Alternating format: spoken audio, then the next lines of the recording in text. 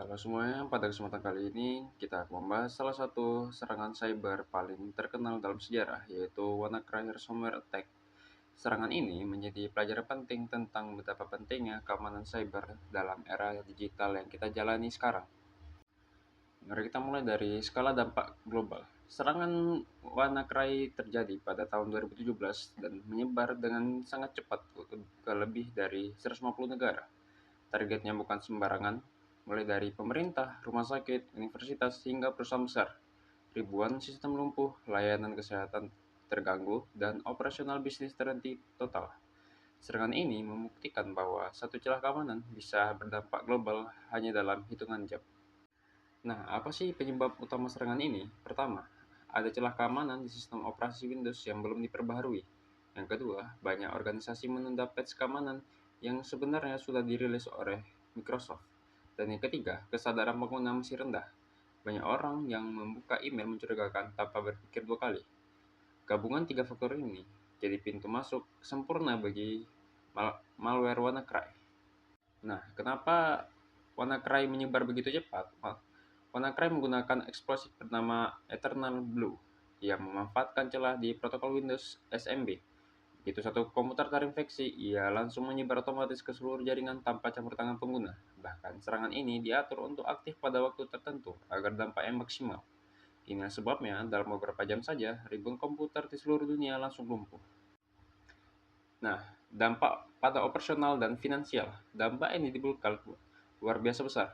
Lebih dari 200.000 komputer terinfeksi di lebih dari 150 negara, dan kerugian ekonomi global mencapai lebih dari 4 miliar dolar AS.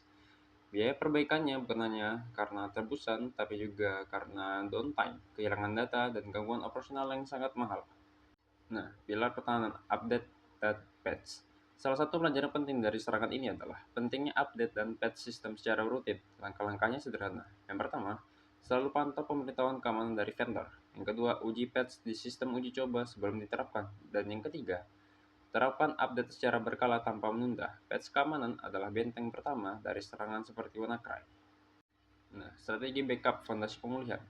Langkah kedua adalah backup data. Backup harus dilakukan secara rutin, disimpan di lokasi terpisah seperti cloud atau media offline, dan diuji secara berkala.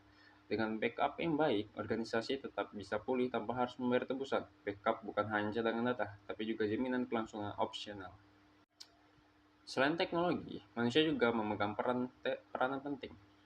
Pengguna harus diajarkan untuk memverifikasi email, tidak membuka file mencurigakan, dan menggunakan password yang kuat. Pelatihan rutin seperti simulasi phishing juga membantu meningkatkan kesadaran pengguna terhadap ancaman nyata di dunia cyber.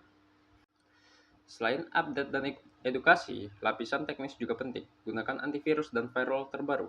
Aktifkan IDS atau IPS untuk mendeteksi ancaman dan lakukan segmentasi jaringan agar penyebaran malware bisa diatasi.